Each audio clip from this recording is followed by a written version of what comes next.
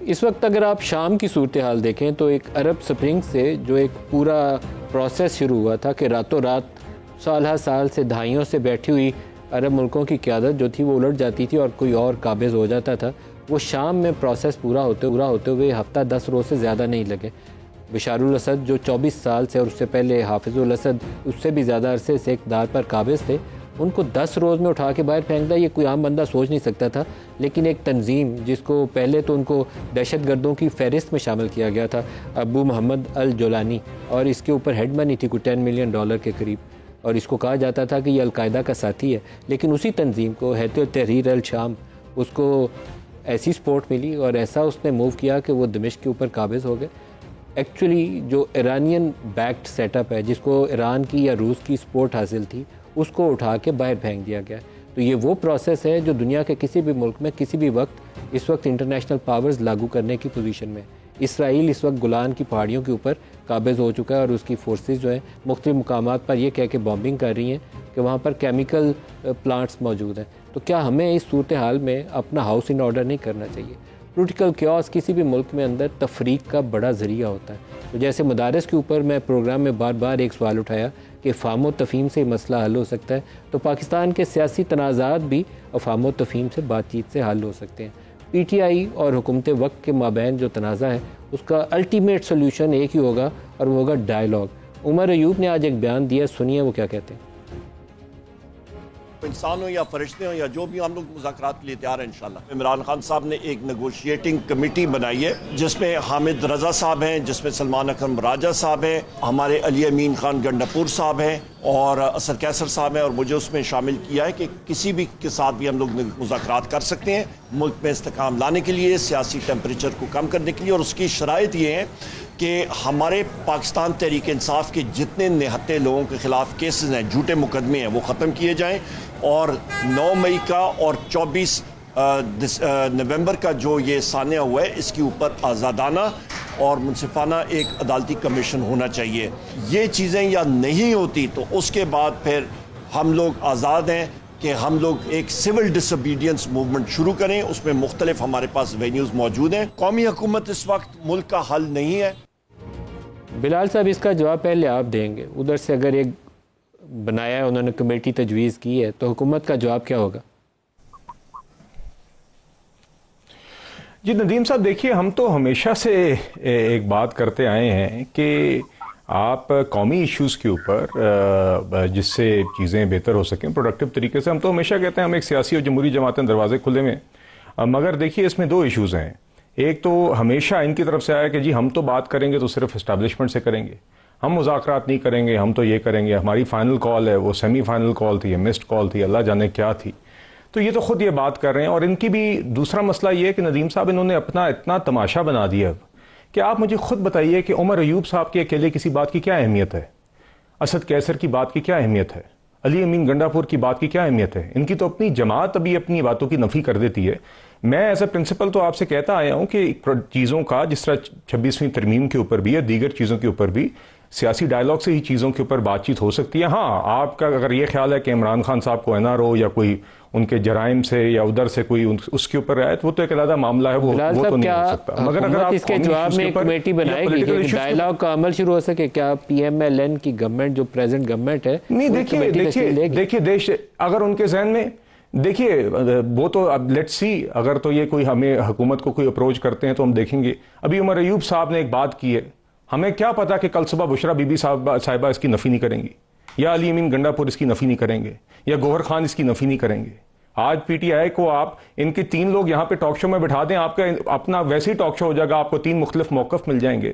تو دیکھیے میں ایز اے پرنسپل بلیو کرتا ہوں کہ چاہے وہ پارلیمنٹ میں ہو چاہے پارلیمنٹ کے باہر ہو، دیر از نو ایشو جس کے اوپر جنرلی اسپیکنگ آپ سیاسی یا قومی نہیں۔ پنجوتا صاحب، یہ جو کمیٹی تجویز کی گئی ہے، کیا اس کو عمران کی بیکنگ حاصل ہے؟ کیا یہ پروسیس آگے بڑھانے کے لیے فلی امپاورڈ کمیٹی ہے یا نہیں ہے؟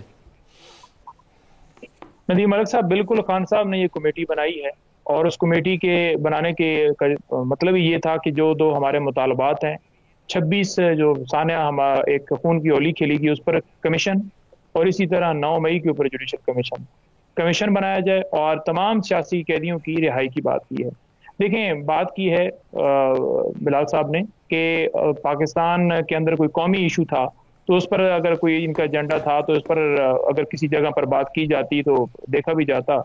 تو ہم نے جو احتجاج کیے, ہم نے جو ریلی نکالی, ہم جو ڈی چوک آئے یا اس سے پہلے جو احتجاج کیے, ہمارے ہمیشہ یہی ایجنڈے رہے ہیں کہ پاکستان کے اندر قانون اور آئین کی بالادستی ہونی چاہیے. پاکستان کی عوام کو خالی زبانی کلامی نہیں ہے کہ ووٹ کو عزت دو, بلکہ حقیقی معنوں میں عزت دی جائے, نہ کہ گولیاں ماری جائیں. احتجاج کا اگر حق حاصل ہے آئین کے مطابق تو کیوں اس کو روکا جا رہا ہے؟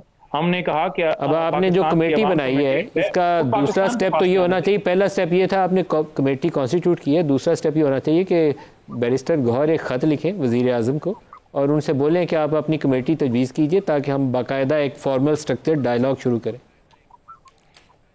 دیکھیں بات یہ ہے نا کہ ہم نے اپنی طرف سے ایک پریس ٹاک کے ذریعے یا اپنی طرف سے ایک موقف جو ہے وہ آفیشلی دے دیا, ٹویٹ کے ذریعے خان صاحب کے اکاؤنٹ سے بھی ہوگا, اور خان صاحب اس پارٹی کے چیئرمین ہیں, جو ان کا فیصلہ ہوتا ہے وہ منوان جو ہے مشاورت کے ساتھ ان کے ساتھ کنسنسس کر کے اور پھر اس کو. لیکن آپ کو اپروچ تو گورنمنٹ کو کرنا پڑے گا نا, آپ کو ایک خط لکھنا چاہیے, فارمل لیٹر ہونا چاہیے, دعوت دیں ان کو کہ ہم نے کمیٹی بنائی ہے, آپ اپنی کمیٹی دیجیے.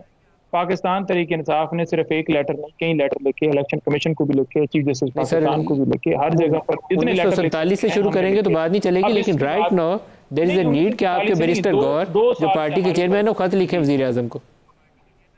جب ہماری طرف سے ایک واضح طور پر موقف آ گیا ہے تو میرا خیال میں مولانا صاحب نے بھی کوئی خط نہیں لکھا, کسی اور نے بھی کسی کو کوئی خط نہیں لکھا. جو بھی بات ہوتی ہے, جو بھی موقف ہوتا ہے, ہمارا تو اوپن ہے, تو اس کے لیے جو ہے وہ آگے ریاست علی اعزاز صاحب آپ تجویز کریے, یہ پروسیس آگے بڑھ جائے, پاکستان کا اس میں مفاد ہے, چاہے جو جس کی مرضی سیاسی وابستگی ہے, پاکستان یہ پولیٹیکل کیوس کا متحمل نہیں ہو سکتا. آپ تجویز کریں کیسے آگے بڑھے. بالکل ملک صاحب, میں آپ کی بات کو سیکنڈ کرتا ہوں. جو آپ نے شام کی مثال دی ہے نا, اس کو سامنے رکھتے ہوئے تمام پولیٹیکل پارٹیز, تمام سٹیک ہولڈرز, تمام ادارے, اس کے سربراہ, ان کو یہ چیز سوچنی چاہیے. ان کے تو شاید ایک دو دشمن ہوں, ہمارے پتہ نہیں کتنے دشمن ہیں, کتنی ایجنسیز اس پاکستان کے پیچھے, میرے ملک میری دھرتی, جس کو ہم سب نے دعاؤں سے اور اللہ تعالیٰ نے ایک تحفے کے طور پر دیا ہے. میری ذاتی رائے میں پہلے یہ پی ٹی آئی والے یہ کہتے تھے کہ ہم نے صرف اسٹیبلشمنٹ سے بات کرنی. آج جو عمر ایوب خان صاحب نے فرمایا, انہوں نے کہا ہم کسی سے بھی بات کرنے کے لیے تیار ہے, تو it is a good gesture. جس کو انہوں نے ایک مطلب ہٹ دھرمی تھی, اس سے انہوں نے اگر وہ پیچھے ہٹ کے یہ بات کی تو انہوں نے گڈ جیسچر شو کیا ہے. گورنمنٹ کو بھی پازیٹیو سٹیپ لینا چاہیے اور اس پہ بالکل گورنمنٹ کو بھی ایک کمیٹی بنا دینی چاہیے, اور وہ دونوں جو کمیٹی انہوں نے بنائی یہ آپس میں بیٹھیں, ایک دوسرے سے بات کریں. یہ کوئی دشمنی کی بات نہیں ہے.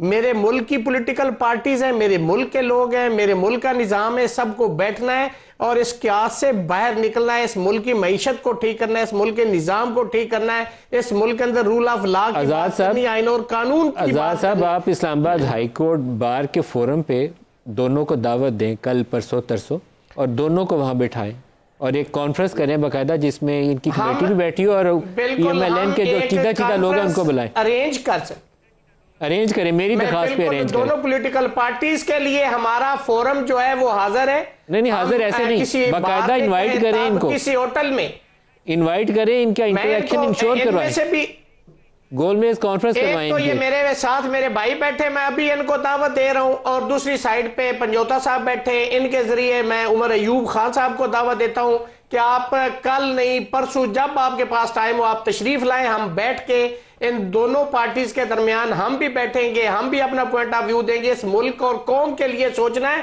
سیاست ہوتی رہے گی, جب یہ ملک ہے تو باقی تمام ایکٹیویٹیز ہوتی رہیں گی. آپ اس قیاس سے نکلیں, دنیا سے عبرت حاصل کریں کہ دنیا کے اندر باقی ممالک میں کیا ہو رہا ہے, ایجنسیز کیسے آپریٹ کر رہی ہیں, اس چیز کو سوچنا ہے. ہمیں اس ملک کا جو مفاد ہے وہ سب سے عزیز ہے, اور ہماری طرف سے گول میز کانفرنس کہیں گے، آل پاکستان لیول پہ کہیں گے، ہم وہ بھی ارینج کریں گے، ہم اس کے میزبان ہوں گے، اس کے اخراجات ہم برداشت کریں گے۔ ہم چاہتے ہیں کہ یہ لوگ بیٹھے، بس یہ آپ انیشیٹو لے لیجئے، مشکل سچویشن میری درخواست پر یہ آپ انیشیٹو لے لیجئے، پی ٹی آئی کی کمیٹی کو بلائیے اور 6-7 سینئر میں لیڈر جو پی بالکل ایم ایل این کو ان کو میں دعوت اعلان دیجئے۔ کرتا ہوں ملک صاحب، آپ کے بیہاف پہ، آپ کے چینل پہ ہم یہ انیشیٹو بھی لیں گے اور ہم ان کو دعوت بھی دیں گے، اور ہم چاہتے ہیں کہ آپس میں بیٹھے، ہر مسئلے کا حل بات چیت سے نکلتا ہے۔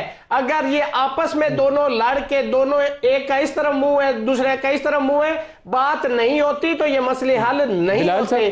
بڑے بڑے مسائل جو ہیں وہ ٹیبل پہ بیٹھ کے لوگوں نے حل کیے ہیں، اور یہ بھی کوئی اتنا بڑا مسئلہ نہیں ہے۔ اور میں سمجھتا ہوں کہ پی ٹی آئی نے جو مطالبات کیے ہیں کہ ان کے جو قیدی ہیں اس کے اندر موسٹلی بے گناہ لوگ ہیں، میں بہت سارے کیسز میں آج بھی ہائی کورٹ میں پیش ہوا ہوں، تو اگر ان کو رہا کر دیا جائے ایک گڈ جیسچر کے طور پر، باقی جو مین ایشوز ہیں ان کو آپ پینڈنگ رکھ کے اس پہ ڈائلاگ کر کے اس کا بھی سلوشن نکالا جا سکتا ہے۔